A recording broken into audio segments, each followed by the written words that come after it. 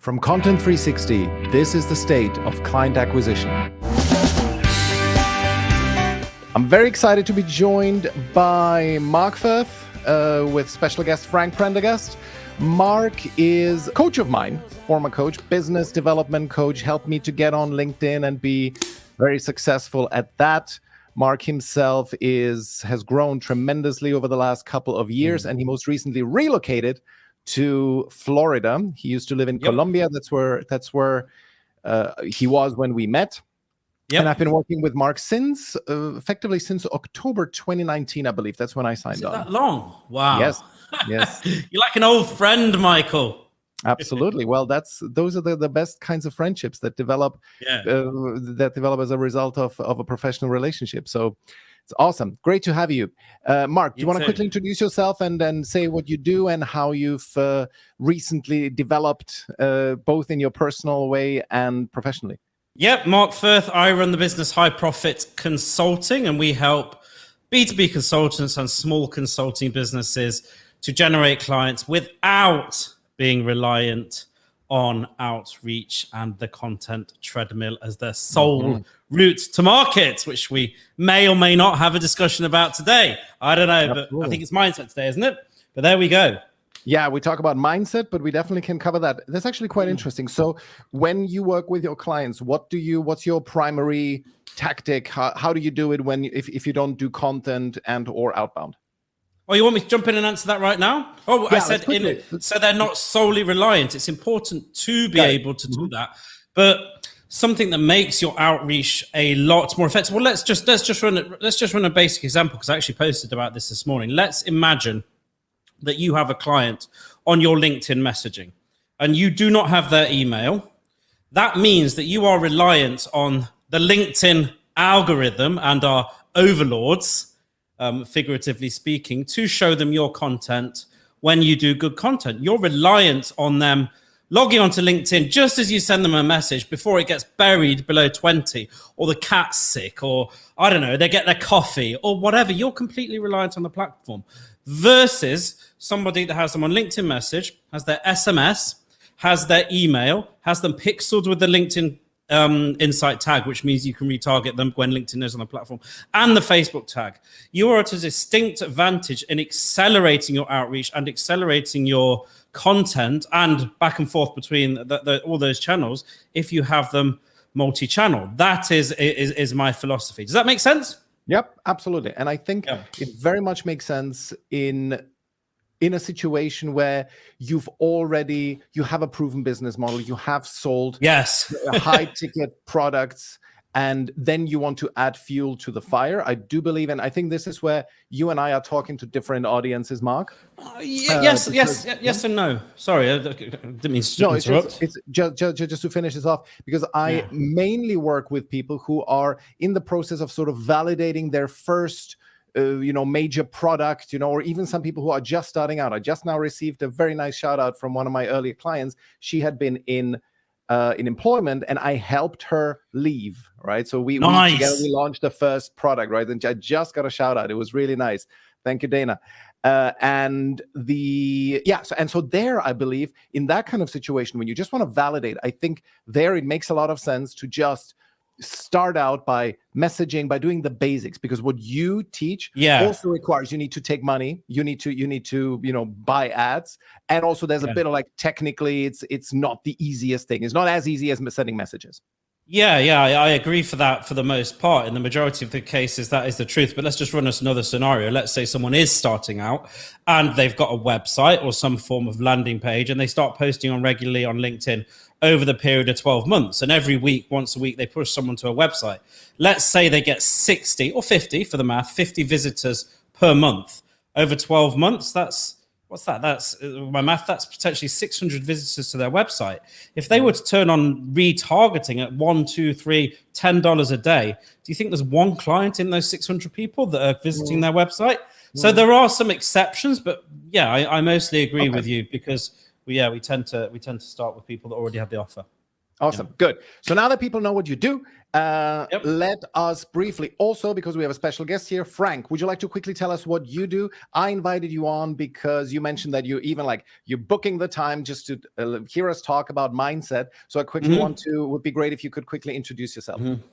Yeah, absolutely. I mean, I can't wait to hear about mindset. It's I think it's a really interesting area that everyone knows about and talks about, but actually don't often get into the nitty gritty about. And I know I have mindset work to do myself starting out this year, so I'm looking forward to diving in. What I work with my wife Marci, and we help coaches and other solopreneurs to develop an unforgettable personal brand. So yeah, I'll leave it at that for the moment, I guess. Love it. Love it. Great. Can I jump in on something he said? Yeah. Because this is like the first step. It's the thing that you have to have. Otherwise, you've got no chance of mindset. You said some really important words, Frank. You said, I know I have mindset to work. And even being aware of that puts you ahead of approximately 95, I don't know, I'll make it up, but a lot of people, because it's always the people, Michael, do you find that say, I don't need the mindset work, that need the mindset work the most? And having an awareness is a big advantage because it means you will move forwards. I just want to throw that out there.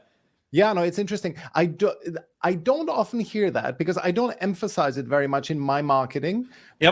But I can see how many people tune out. I see it, for example, when sometimes I send emails and I ask people what they're mostly interested in, and I say like outbound prospecting, social selling, and content and mindset. No one ever says mindset. So you're right in that regard. Right? Yeah, you're right there. Awesome. So, Mark, what I want to start with is I really like for you, like you're indelibly marked and seared into my brain from that phone call we had, from the Zoom call in August 2020. My son was born in July. So we just had, a newborn baby, and I've been like completely discombobulated. And in our world, summers tend to be on the slow side. So basically I have had like 2 months without a client. And there we were, I talked to you and I told you, oh, Mark, I don't have clients and so on. And then you gave me one of the best gentle but firm bitch slaps in my life that I got there. I remember that conversation. Okay, so I would love to know if you could tell the story from your end, how it was and what was my wrong mindset that I had. Look, it goes back to what we've just said. It ultimately comes down to awareness. Unless we have awareness and consciousness of something, we're not going to act upon it if we don't believe we need to. And you, at that point, thought you were doing a lot of work, but you weren't, dude. You were not doing anything, and you did not have that awareness. And the coaches and the mentors that have always helped me and always helped me move forwards with mindset, they've done all the questioning, all the coaching frameworks, but they've just said the right thing at the right time and made you aware of something you're not aware of. They've always been truthful with me, but not in an aggressive way, like hitting the table, kind of slapping me with a ruler way.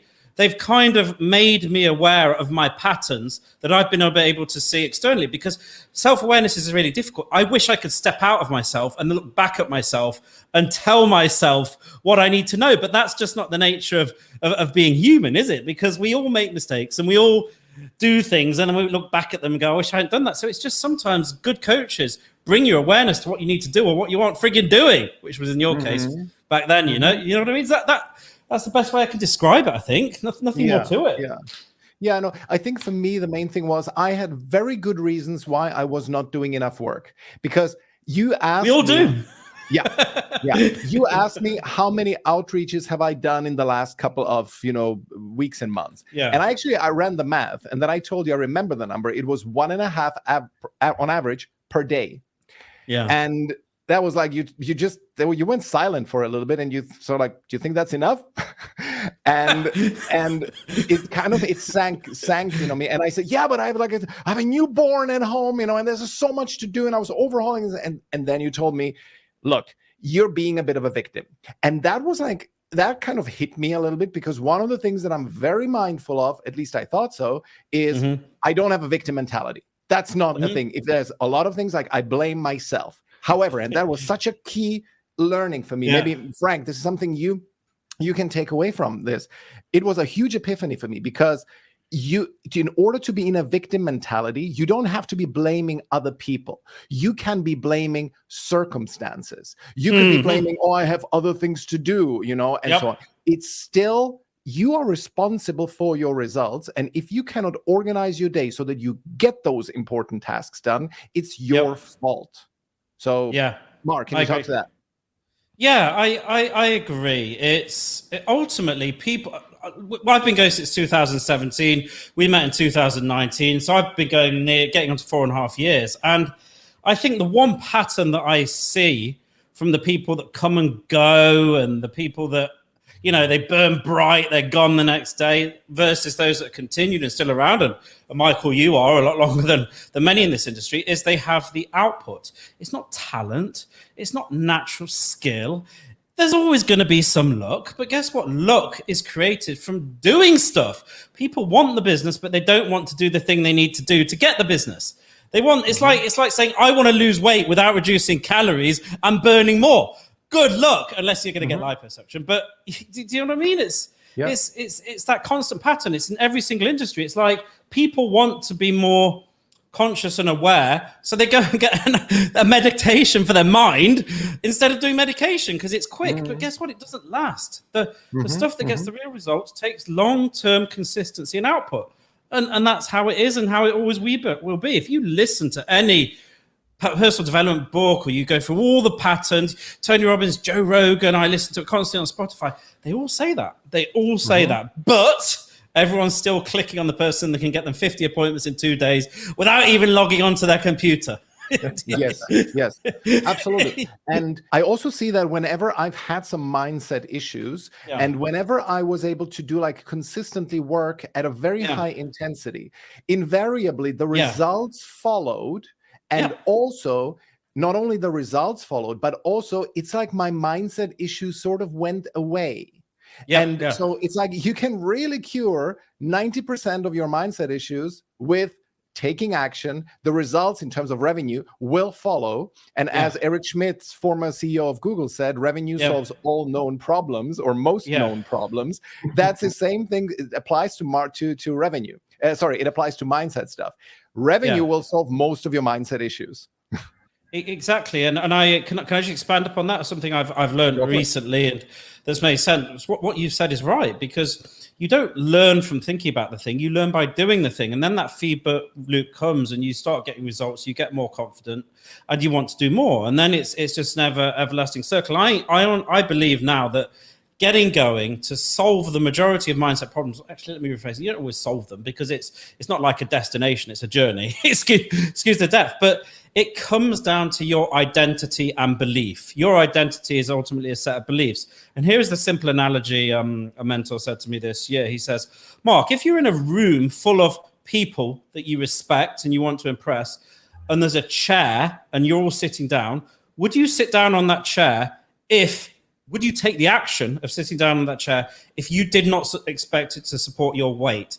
Would you sit on that chair if you expected to go flailing across the floor in front of everyone you respected? Of course you wouldn't take that action. You take an action because you believe something will work. It's as simple as that. So that comes back to what you asked me to mention, be, do, have. You have to be the person that expects something to work. And if you don't expect it to work, you need to play games with your mind like the greats do to convince your mind that it's going to work, because you do not do something consistently which is inconsistent with your beliefs. That's the thing I've come to realize recently, It's as simple as that. Yeah. Okay, just to close up, because I do want to get really in depth on be, do, have. But let me first round this topic off. I do also remember in that conversation you told me, and I believe you had been in Dan Henry's program at that time. And you mentioned to me, and that stuck with me as well, where you said, listen, guys like Dan Henry, and these are like people who are, multi-million-dollar businesses they have in our area. And he says, you know what really distinguishes him? It's like that he knows he has a webinar to produce. He just sits down and grinds that thing out over a Sunday, right? And this thing is then done. It's not like for us or for like people who are at a lower level, it would be like, okay, so for 3 weeks they're doing this. And then they're thinking about it, get interrupted, work inefficiently. That is the difference between the really successful people and the mediocre ones, where the mediocre ones take forever, whereas the Dan Henrys of the world, they just sit down and grind this thing out and this is why speed of execution and intensity and work ethic is really the thing that will get you the results. And if you get the results, 90% of mindset issues are gone. So I think it's a good rounding off on that particular topic. Can I ask you a quick question before we move on? Just with and maybe this will be covered by the be do have, but so it's really interesting to hear what you're saying about like overcoming mindset by doing. But then you did point out that you have to believe that the doing is actually going to work.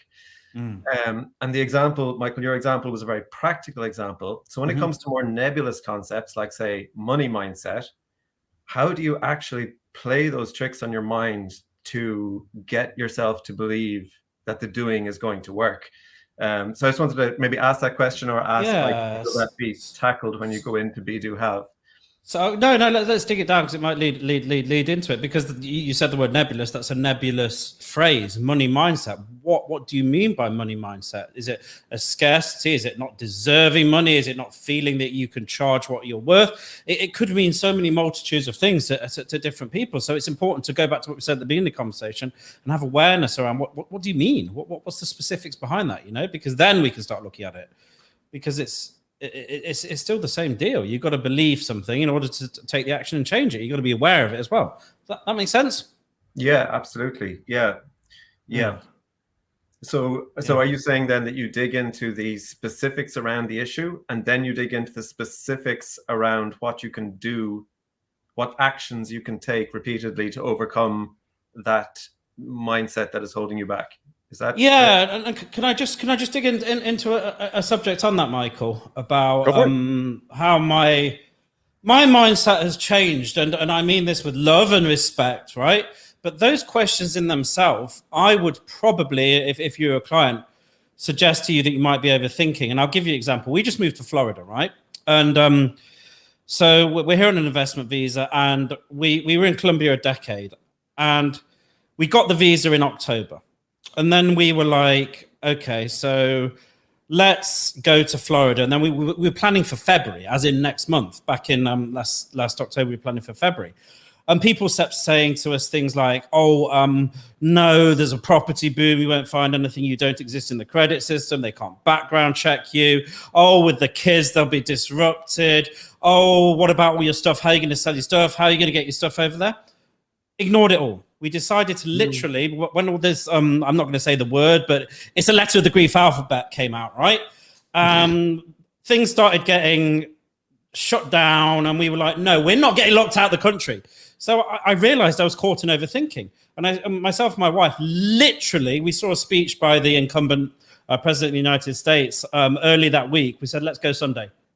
We booked the flights. We sold what we could between, I think it was the Tuesday, the Wednesday, and the Sunday. And we knew that when we get there, we'd figure it out. And guess what? When we were put in the situation to figure it out, we did figure it out. I've started to, the biggest difference I would say between the Michael and the success we've had is I've started trusting myself to figure things out by putting myself in the situation. So if the money mindset is about charging enough, I'm going to put myself in the situation of saying on a call and see what happens. If the money mindset is that I always seem to be broke and I have a thermostat, we all have a glass ceiling, then I need to find a way to make myself uncomfortable to push it up. Does that make sense? And trusting myself to be in the situation in order to figure it out. I know that's probably a nebulous way to answer it, but the questions you're asking, I would have asked in the past, and I would catch myself now saying, no, I'm overthinking. Let's just try it, Great. I love that. And similarly, I also think that this is another thought, maybe from a different angle, a little bit left field, but whenever you feel like, okay, money mindset, for example, I don't know if me being on LinkedIn and starting conversations and getting people on the phone and selling them my product and getting them to pay in the first or second call, right? It's like, oh God, I don't know if I can do that, right? Then you have to think, okay, does anyone do this? And am I so much worse than they are? Okay. And if you believe that you are so much, not saying you, Frank, but generally, if you believe that you are so much worse than somebody else who's shown you that it works, right? It's like it's being done on a daily basis by many, many, many people. If you believe that you're so special that you cannot do this, then I would suggest that you are, there's a great line from Mark Manson. I hope I'm going to quote him correctly. Thinking less of yourself is a way to cop out of responsibility.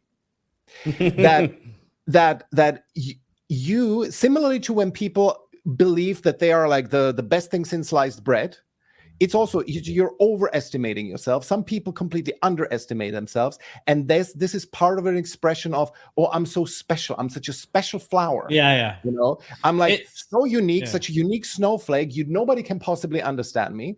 And it's part of a victim mentality. When you think you're so special that something that is being done regularly, you know, on getting clients on LinkedIn, for example, just to stay with this analogy, if everybody's doing it and you're the only one who cannot do it, then I think it is part of this snowflake victim mentality that you have. Again, not you, saying one. You know? At the end of the day, if you're going to tell yourself a story, because unless you've got past the slight issue of time travel, if you're going to tell yourself something about the future, you may as well tell yourself something good, because what's the point in telling yourself something bad? I mean, what does it achieve?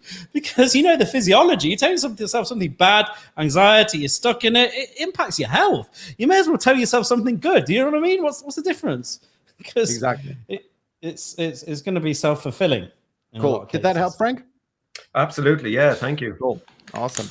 Good. So, Mark, let's talk about your journey, especially as far as mindset is concerned. Like, do you see your own mindset? Since you said you started out in 2017, is that right?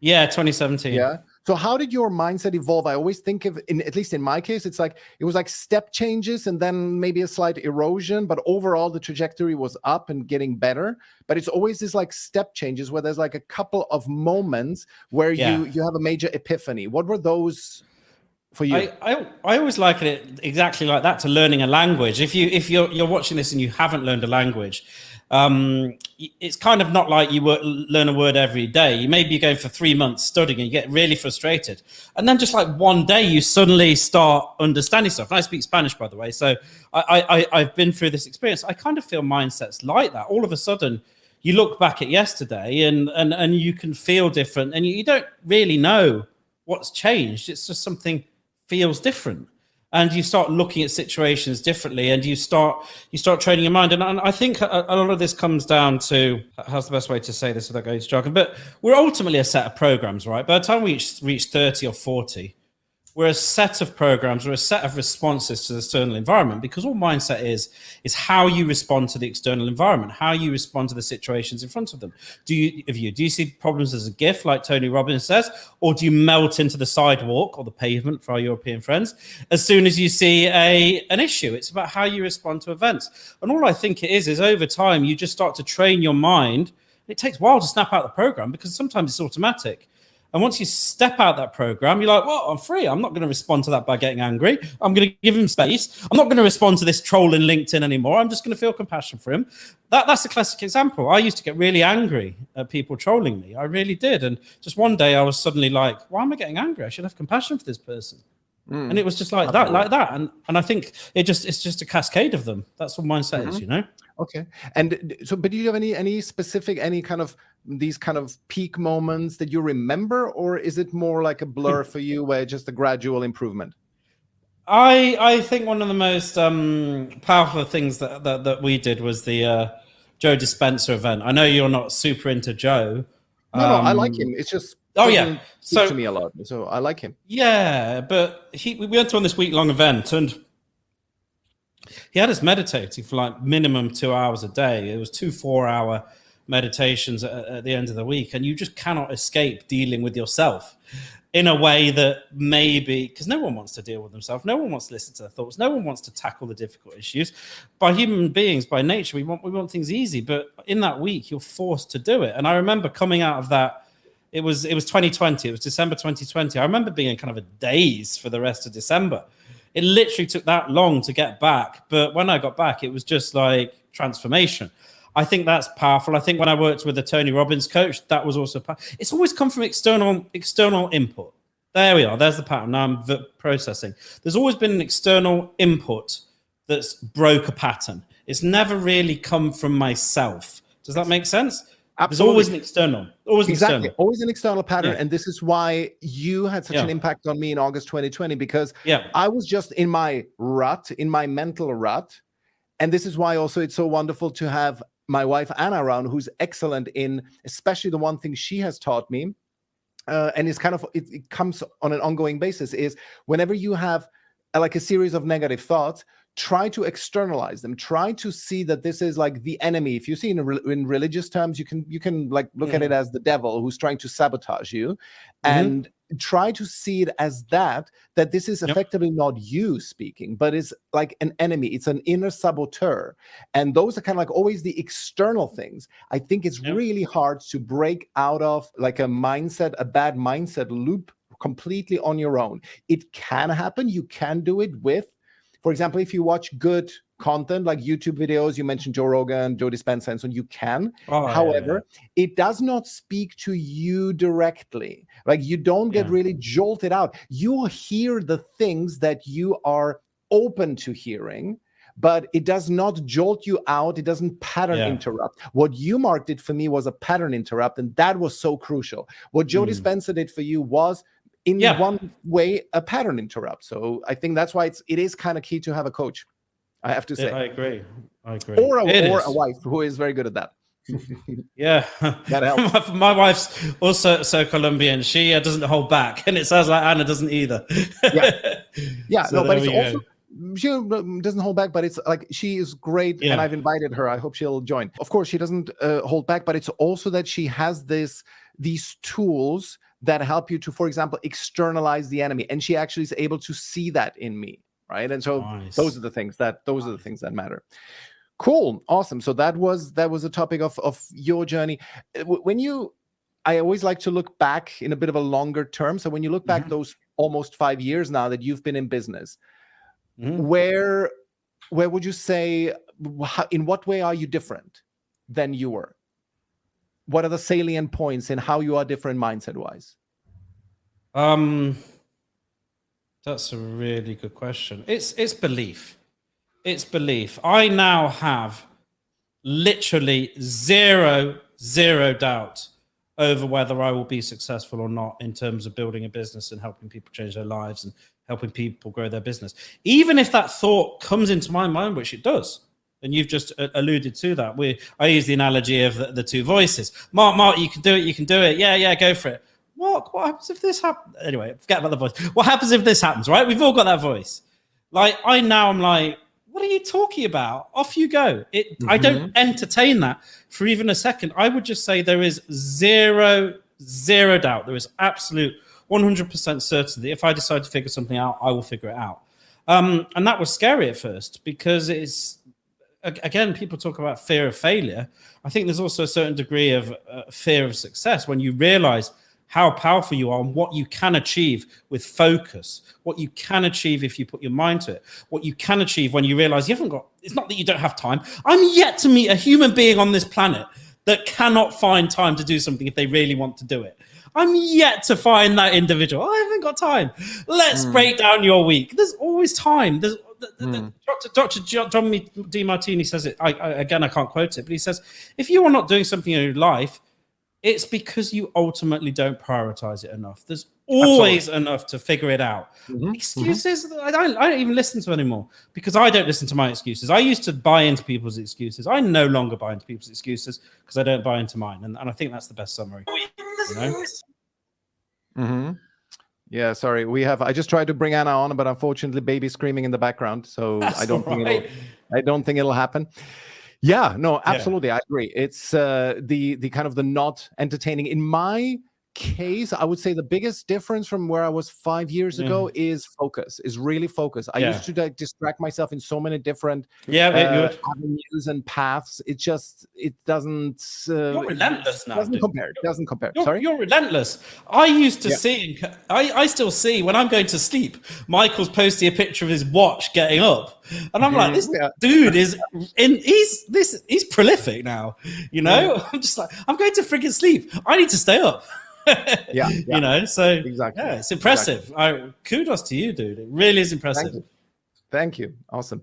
Good. So let us talk about. Tell me about the be do have. Let's talk about that. Yeah. What does it specifically mean? So the thing is, it sounds a little bit like some woo-woo crap where you say, oh, you have to change and be a completely different person. What is that be about? Does it have to be such a fundamental change? All right. So there's so many analogies that I'm trying to wrestle with to communicate this. And full transparency, I haven't yet found a way to communicate this in the best way. But the best one I found so far is the car analogy, right? Because there's so many people that go from program to program. They're tactic hunting. They're looking for that. They believe that they can get a tactic and it's going to change everything in the business. But a tactic, when it comes to a business, is like a car getting a paint job. The experience of driving that car is going to be the same no matter what color it is, right? You're inside it, you're driving. It's the same stereo system. It's the same. Everything's the same. In order to get success, you need to change the engine. Then you will get a different experience, because otherwise, Tony Robbins says it, you know, like, change you, don't change your relationship, because if you get out of one relationship, you're taking you to the next relationship. There's another analogy. I haven't decided which one I like, but hopefully that's communicates what I'm trying to say. Ultimately, you need to become the person that can implement the tactics. You need to become the person that can invent the tactic. You need to be the person that is able to get up and go and start going and then go, this program's good, I like this tactic, but if I was to do it like this, maybe that would suit me more and work for my market better. Maybe if I was to change this slightly. And you can't do that until you're the person that can implement the tactics and the person that's got the confidence to do them. It doesn't begin with do all the time. You've got to do the do, but in order to do the stuff, you've got to be in that state of believing you can do it, as I said. So it's kind of this juxtaposition we've been covering on this call. You've got to be able to do stuff, but in order to do stuff, you've got to be in that position. That doesn't mean overthink. It just means becoming the type of person that just does it, figures it out, and tries it. Does that make sense? Absolutely. And I think part of it is less airy-fairy than anything, like who do I want to be and so on. But it's simply about, I am a person who does not get distracted, and who, for example, I schedule out my day, of my time block planner next to me, and I say, what am I going to do then? I am a person who follows through on what he or she says they will do. Yeah. And that is a key part of the be, that you simply are. There's a great quote from Ed Milet, is confidence comes from sticking to your commitments effectively. You say you're going to do this on that day. You don't get distracted by social media. You don't get distracted by YouTube videos. You don't even get distracted by the wife who just comes in and wants some trivial thing from you that could be easily done next week. No, you follow through, and this is what gives you confidence. And you are that kind of person who follows through. This is the first stage, the be. And then when you do the right be, you then end up doing the do, and the doing the do usually ends up in leading to a have. Yeah, exactly. And you have what you want. You can't have what you want without being the person you need to be and doing the things you need to do. It doesn't work unless you join up with a trust fund, but that's a different conversation. Yeah. Cool. Yeah. Awesome. So any more questions, Frank, about the topic of be, do, have? Yeah, well, I am kind of still intrigued about the B section. So I'd love to hear, like, if you had any kind of, like, if you were able to take an example or abstract an example of, Mark, maybe a client who came to you and they weren't embodying that B for themselves. What are the steps that you actually could potentially go through to get them there? Well, there's a number of ways it can happen. Sometimes within coaching programs, people borrow the belief of the coach. they take that on, they take that identity on, because this is the funny thing about the coaching industry, because we all know, like, people just rip off people's programs and they're like, why aren't they getting results like this? It's because they don't understand, they don't have the energy, because it's not just having the tactic. People borrow the belief of the coach. I've no doubt when people work with Michael now, they see him getting up at 4 a.m. They see the intensity. They see that he lives who he is. They see the honesty. They see the integrity from him, and they take that on themselves. Because here is the rub. You are a product of your environment. It's that simple. There's, you are the most 5 people you spend around. If you listen to this news channel, you become this person. Dogs start looking like their owners, right? It's all through life, right? You are the product of your environment. So sometimes people can borrow that belief. You look at what you're doing, what you're consuming. I do not spend a moment when I'm not listening to motivational speeches on Spotify. Whenever I'm working, they're on non-stop. I've never got the news on. I'm always listening. I'm never on the mass media. I do not let anything get into my brain, because it's like the people that say, I don't hit with mindset. People say, oh, I don't get influenced by the mass media. Yes, you do. It's impossible. It's human nature. You're not in control of what goes in and out of your consciousness, because that's how it is. So you need to start taking on the belief, changing your environment, changing the inputs. Again, you don't change your mindset by changing the outputs. There has to be a change in inputs. When a car is rolling in one direction, the only way it's going to roll in another direction if there's a force acted upon it from some external force. It's down to physics. It's the law of the universe, right? So you've got to change your inputs. That input might be a coach. Input might be who you're listening to. That input might be your food. That input might be who you're spending time around. That input might be your relationship. But until you change them consistently over time, you haven't got a chance. That's what I always start people on. So taking that with the answers to the earlier questions, would it be fair to say then that for you, when you're working through people, the B section is almost like a diagnosis where you're diagnosing? All right. There's an important lesson here. Can I do the scorpion and the frog story, Michael? Do you know the scorpion and the frog story? Of course, because of course. You've like, for me, I've got to choose who I can work with, right? And who's going to get results. Because have you heard of the fable of the scorpion and the frog? I'm going to paraphrase it, right? For those listening, so the scorpion and the frog are on the edge of a river, and I don't know the background to the story if I've forgotten it, but to paraphrase, the scorpion says to the frog, look, we're in trouble here. Can you help me get across the river? I'll jump on your back. And the frog says, no. Why would I do that? You'll sting me. And the scorpion's like, well, why would I sting you? Because if I sting you, we're both going to drown.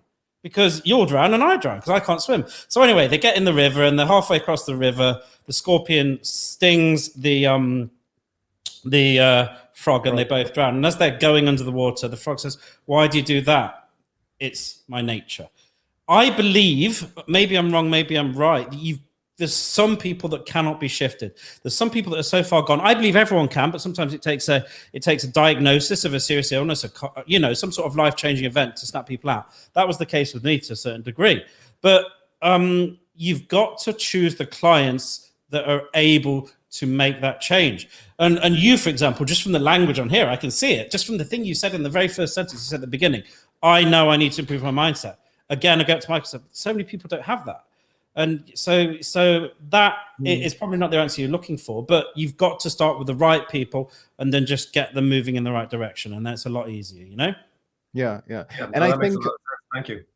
To riff on this, one of the things that I believe that helps a lot in these kind of programs is when you do take one-on-one time with them. Of course, you cannot do that eternally if you want to run a profitable business. But for example, I had a very good experience with one of my clients who I've helped recently about his mindset. He lacked confidence on sales calls. So we went through one of his sales calls. He actually did the transcription because he's doing them in a different language that I don't speak. So we did a transcription of it. And I realized, oh my God, he's being the completely submissive lapdog, talking way too much. And just me reflecting this back to him, seeing how he acted in real life, that was like, it was an epiphany for him. It was also a pattern interrupt. He never believed that. He's a very experienced businessman and so on. But I realized he's really being way too submissive. So these kind of pointing out and doing those pattern interrupts, provided that they come into the program with an attitude like you have, Frank, namely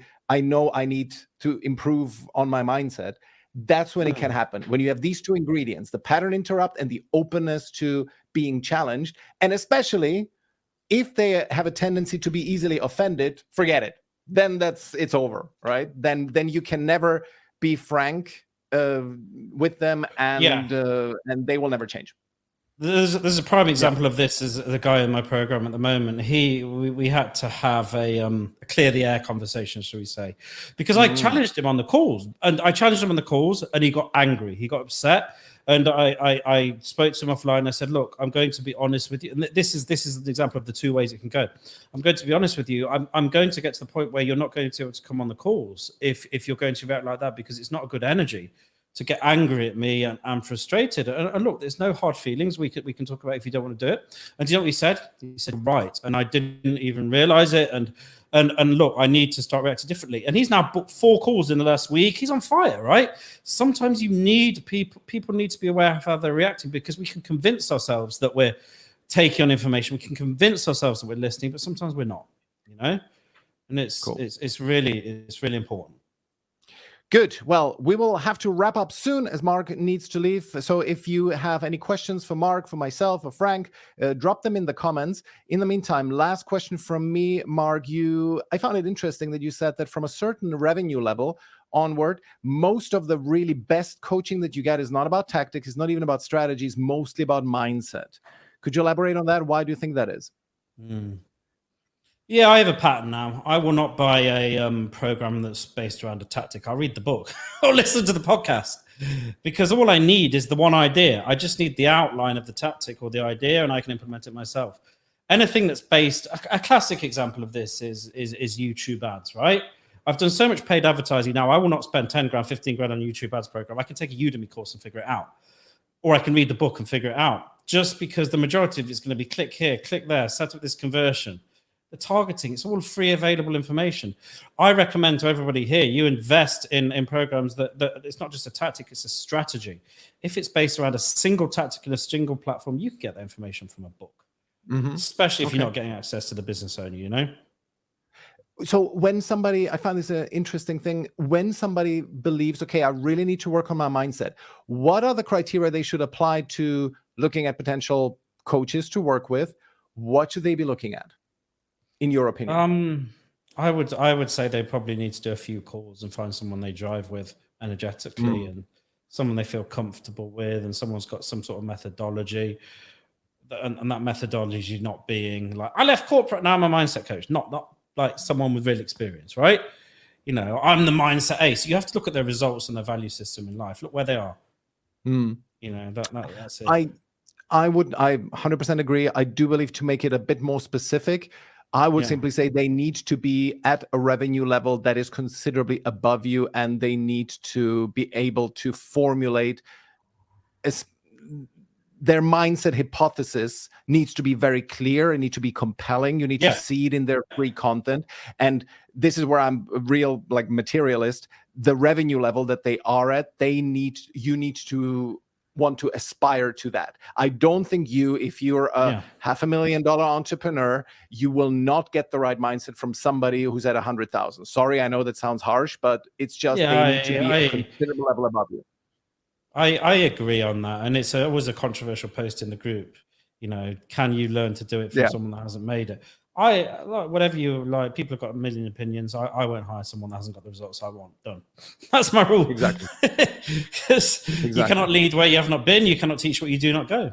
No, that's my rule. Exactly. Wonderful. Thank you so much. I think that's a great point to end on. Any last question, Frank? No, that was fantastic. Really, really enjoyed that. So thank you so much. Awesome. Thank you. Thank you so much, Mark, for coming on. Take care, everyone. All right. Yes. Bye. The State of Client Acquisition is a Content 360 production. Music by Gavin Knox-Grant. To sign up for alerts and to submit written and audio questions, go to stateofclientacquisition.com.